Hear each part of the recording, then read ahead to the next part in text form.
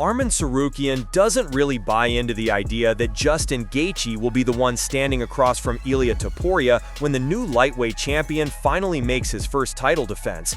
And in his eyes, it makes more sense that the UFC goes with the storyline that has been brewing for years between Topuria and Paddy Pimblett.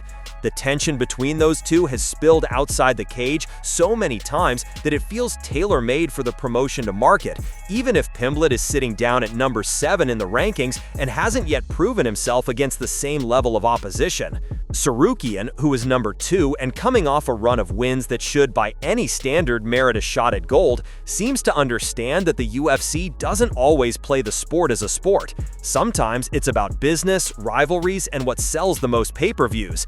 When he laid out his take, he didn't mince words, saying Gaethje won't fight Topuria, that it's more likely Pimblett gets the nod, and that if Islam Makhachev retains the belt and continues his own dominance, he could well move up to welterweight, chasing the kind of historic achievement that would see him become the first triple champion in UFC history. That kind of storyline is too big for the UFC to resist, and in that scenario, Tsarukyan admits he might be overlooked again, because Topuria and the promotion would both make more money in a super fight than giving a hungry contender his deserved chance.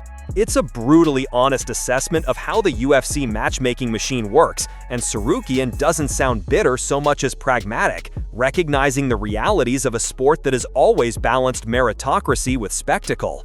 He knows how dangerous he is, and he knows that both the champion and the UFC understand it too, which is why he suspects they might put him on ice while cashing in on easier or more lucrative options. Yet, while the politics of the division sort themselves out, Tsarukyan isn't sitting still. He's preparing for a completely different type of battle, stepping into a submission grappling contest against a true legend of the game in Benson Henderson at ACBJ 18 in Moscow. The event is set for September 19 at Dynamo Volleyball Arena, and it pits the new blood against the old guard in a clash that bridges eras. Henderson, once the king of both the WEC and UFC lightweight divisions, brings decades of experience and a decorated resume, while Tsarukyan brings the explosiveness, the wrestling, and the hunger of a man who believes he is the present and future of the division. The press conference for the match already carried that air of generational tension. Henderson calm and respectful, Tsarukyan quietly confident, both acknowledging that while it isn't MMA, the stakes are still high because pride, reputation, and competitive spirit are on the line. For Tsarukyan, it's more than just an exhibition. It's a way to sharpen his skills, test himself against a world-class grappler, and keep his name in the headlines while the UFC decides which way to steer the lightweight division. He knows fans and fighters alike are debating whether Topuria should face a proven contender like him, an action fight legend like Gaethje, or a marketable rival like Pimblett. He also knows Islam Makhachev's trajectory could throw the whole division into chaos if he moves up in weight. But Tsarukyan's mindset seems steady. He'll keep winning, keep training, keep taking opportunities like this Henderson grappling match, and when the dust settles, he believes his chance at UFC gold will be undeniable, no matter how many detours the UFC matchmaking politics try to create.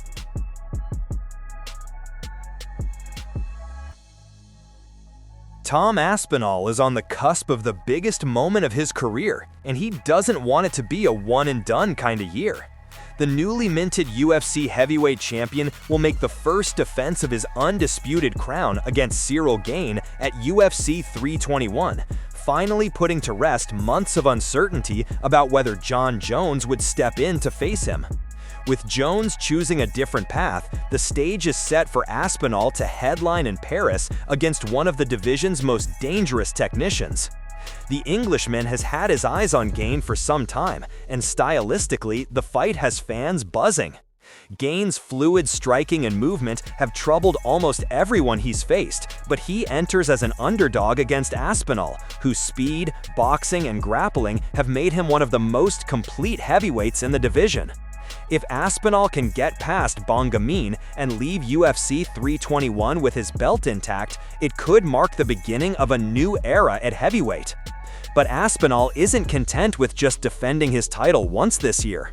Speaking with Bloody Elbow, the champ revealed that he's already looking beyond October and would love to squeeze in another fight before the calendar flips to 2026. "I'd like to," he admitted, when asked if 2 fights in 2025 were realistic. "It's just getting the UFC on board with it. They've got pay-per-view guys who want to headline another card. If I can fit into another card later this year, I will. If not, it will be as soon as possible next year." It's a bold move considering the grind of a 5-round title fight, but it speaks to Aspinall's mentality. He doesn't want to sit on the sidelines while the division moves around him. The heavyweight throne has been plagued by inactivity in recent years, with champions taking long layoffs and contenders left in limbo. Aspinall seems determined to change that narrative, proving himself not just as a champion, but an active one who keeps the division alive. If he does get his wish, there's no shortage of potential opponents. Stipe Miocic still hovers as a legendary name that fans want to see tested against the new blood. Sergey Pavlovich remains one of the scariest knockout artists in the game and could easily be next in line. Jailton Almeida and Curtis Blades are also waiting in the wings, ready to stake their claim. A quick turnaround by Aspinall could inject fresh momentum into a weight class that has often stalled at the top. For now, the focus is on Paris and Cyril Gane, but Aspinall has already planted the seed. If he emerges unscathed, fight fans may not have to wait long to see him back inside the octagon. In a division defined by unpredictability, one thing is becoming clear: Tom Aspinall isn't here to take part, he's here to set the pace. UFC Perth has already hit its first snag, with the penultimate fight of the night being scrapped just weeks before fight night. The promotion announced that the light heavyweight showdown between Ibo Aslan and Junior Tafa will no longer take place on September 27th. The cancellation stems from an injury, but the UFC hasn't revealed whether it was Aslan or Tafa who went down, leaving fans to speculate while the card gets shuffled. With that change, Jimmy Crute versus Ivan Erslan now takes the coveted co-main slot, giving the Perth crowd another local favorite in a high-profile spot. And while Junior Tafa won't be fighting, his brother Justin Tafa will still be carrying the family name into the cage on the main card, where he's set to collide with Louis Sutherland in a heavyweight tilt. The rest of the card is still packed, headlined by Carlos Ulberg versus Dominic Reyes in a pivotal clash at 205 pounds. Ulberg has been tearing through the division and is now ranked number 3, while Reyes, sitting at number 7, is looking to halt his skid and remind the division that he's still a major factor. A win for either man could position them for a title eliminator in the not-so-distant future, making this matchup one of the most significant light heavyweight fights of the year. Jack Jenkins is also set for action, trying to shake off recent inconsistency as he meets Ramon Tavares. Both men are in desperate need of a win, with Jenkins going 2-2 in his last 4 and Tavares still reeling from his loss to Davy Grant. This one could determine who stays in the mix and who slips further down the pecking order. Jake Matthews will also get a big spotlight fight against the always-game Neil Magny. Matthews is looking to make it 4 wins in a row in what will be his 3rd appearance of 2025, while Magny, already the winningest fighter in welterweight history, aims to further extend his record and cement his role as the division's gatekeeper. Their clash pits a surging prospect against one of the division's most experienced veterans. Rounding out the main card, Tom Nolan battles Charlie Campbell in what promises to be a showcase of young talent. Nolan has bounced back strong from his lone pro defeat in his UFC debut, riding a 3-fight win streak into Perth. Campbell, a Bellator and CFFC veteran, has yet to lose inside the octagon despite stumbling on Contender Series, making this a fight that could quietly steal the show. So while Aslan versus Tafa won't be happening, UFC Perth still promises fireworks, with hometown fighters, surging contenders, and seasoned veterans all mixing it up under the lights on September 27th.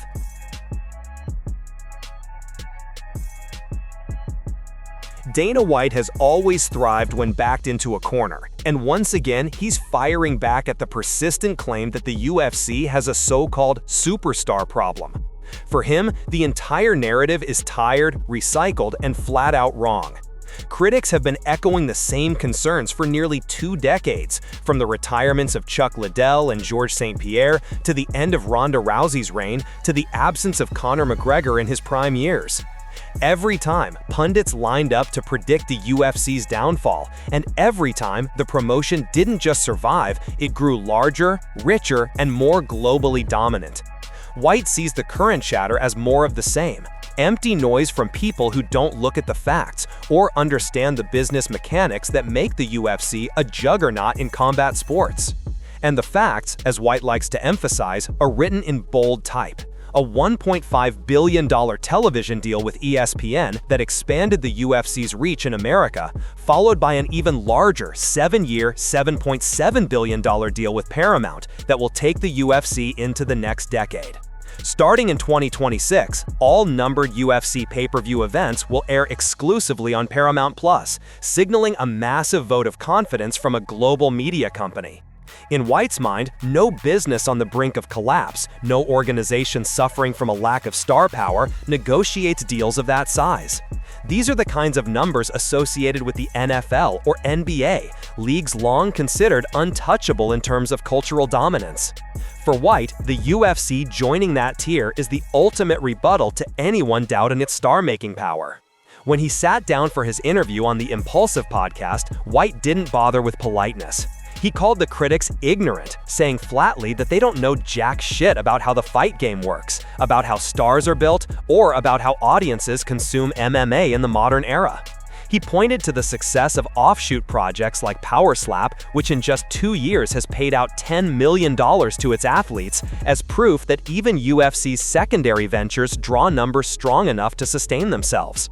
He reminded listeners that his brief but selective involvement in boxing has already included 2 of the biggest events in the sport's history, further demonstrating that the UFC's promotional blueprint can work across multiple combat disciplines.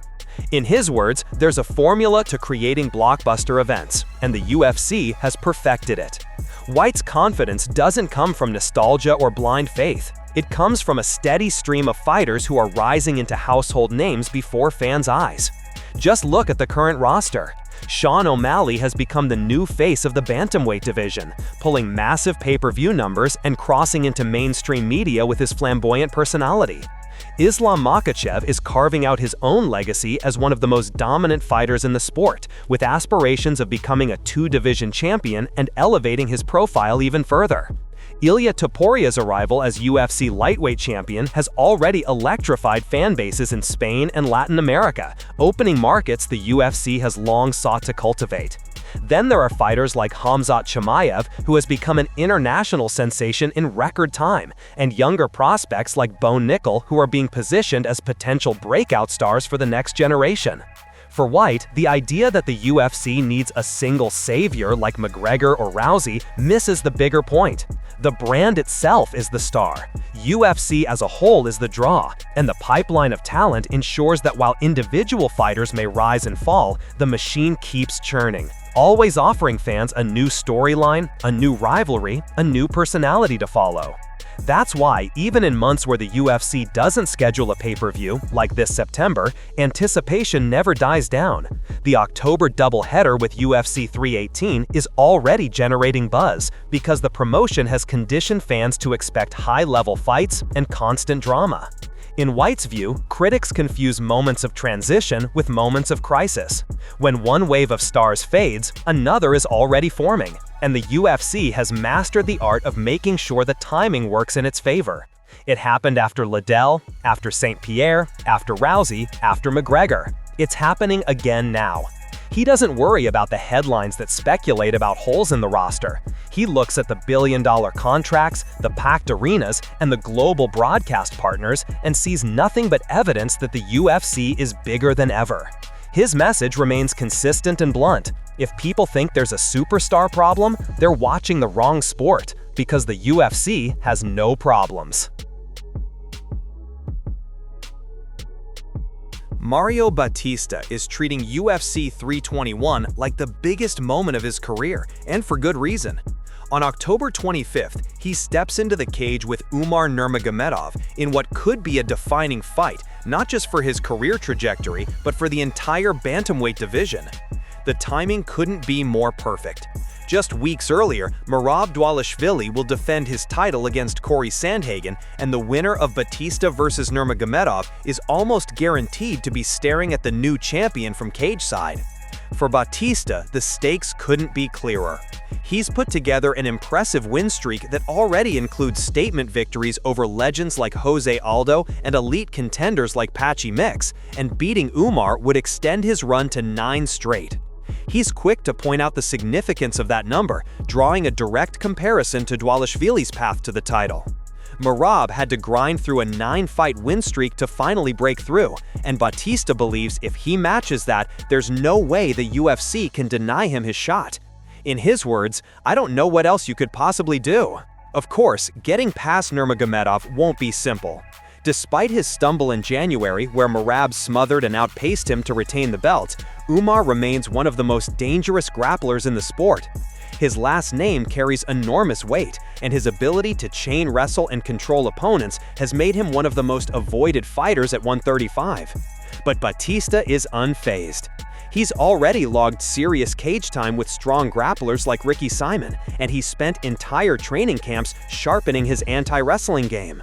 The difference now, he says, is that the stakes are higher and the lights are brighter.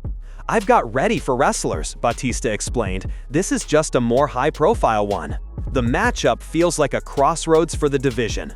If Umar rebounds, he positions himself for a second chance at Dvalishvili or Sandhagen, perhaps with even more hype given his ties to Khabib's lineage. If Bautista wins, however, it's the culmination of a steady rise from prospect to contender to undeniable title challenger. A victory here would make him impossible to ignore, the type of fighter who's earned his shot through consistent results against the toughest names available. And in a bantamweight division that has never been more stacked with talent, moments like these separate the names we talk about in passing from the names etched into history. For Mario Bautista, this isn't just another fight, it's the doorway to the promised land. Dana White has never been shy about pushing back when people tell him no, but his latest revelation about the early stages of the COVID-19 pandemic shows just how far he was willing to go. While much of the sports world was shutting down in 2020, the UFC president insisted that the show had to go on. Critics from both inside and outside the MMA sphere told him it was reckless, irresponsible, even impossible. But White doubled down, building what became known as Fight Island and staging events behind closed doors until the world began to reopen. According to White, that pushback didn't just come from media or politicians, it came from inside the UFC itself.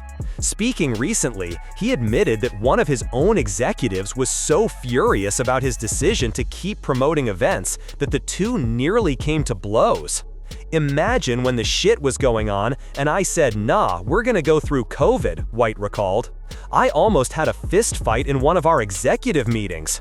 One of our ex thought that was absolutely not the right idea. Thing freaked out, and I said, go home, no thing problem. You can go sit at home for the next 6 to 8 months. I don't want to hear any of your negativity. Don't want to hear it." That moment sums up everything about Dana White's leadership style. Confrontational, uncompromising, and unapologetically aggressive. Where some executives would have tempered expectations or deferred to caution, White forced the UFC forward, betting that fans, fighters, and broadcasters would stick with him. In hindsight, that gamble paid off enormously.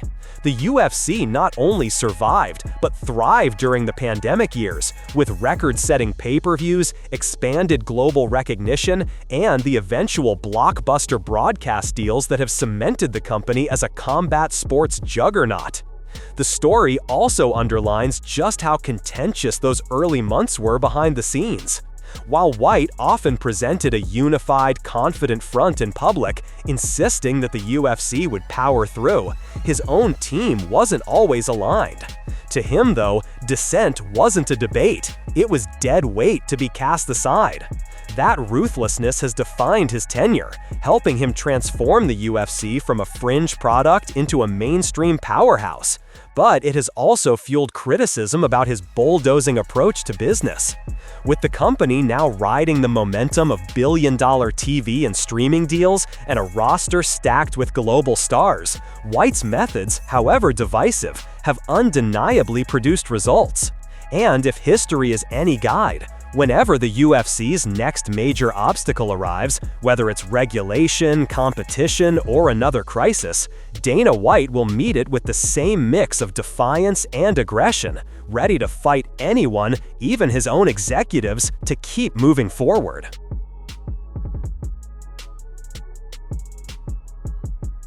Roman Kopylov and Gregory Rodrigues are set to collide in a fight that feels like the definition of a middleweight crossroads bout, and it's happening on one of the biggest stages possible at UFC 322 inside Madison Square Garden. For Kopylov, this is about holding on to his spot in the rankings and proving that his setback against Paulo Costa at UFC 318 was just that, a setback, not the start of a slide. Sitting at number 15 in the division, the Russian striker knows that one bad night could send him tumbling out of the top 15, but a win here keeps him relevant in the conversation. He's already shown flashes of brilliance in the octagon with wins over Cesar Almeida and Chris Curtis, and even though losses to Anthony Hernandez and Costa have slowed his rise, the skill set and firepower he brings make him dangerous against anyone. On the other side, Rodrigues is walking in with momentum on his side. Nicknamed RoboCop for his hulking frame and forward-charging style, he's won 4 of his last 5 and is hungry to finally break into the rankings. His win over Jack Hermansson at UFC 317 was arguably his most impressive to date, a first-round finish that proved he's not just durable and powerful, but also increasingly sharp with his striking. His only setback in that run was to Jared Cannonier, and even that loss did little to damage his stock given Cannonier's place near the top of the division. With victories over Hermansson and Brad Tavares already on his resume, Rodrigues has shown he can hang with proven veterans, and a win over Kopylov would give him the number next to his name that he's been chasing. The stakes are high for both men. For Kopylov, it's survival in the rankings and a chance to rebuild toward bigger fights. For Rodrigues, it's validation that his grind through the middle tier of the division is paying off. Madison Square Garden has a way of amplifying fights like this. What might be just another matchup at the UFC Apex turns into a career-defining moment when the lights are this bright. And that's just one layer of UFC 322, a card that's already shaping up as one of the promotion's most stacked events of the year. At the top sits Jack Della Maddalena versus Islam Makhachev in a welterweight title fight that has the MMA world buzzing. Makhachev, already one of the most dominant lightweights ever, has vacated his 155-pound belt to chase history and become a 2-division champion.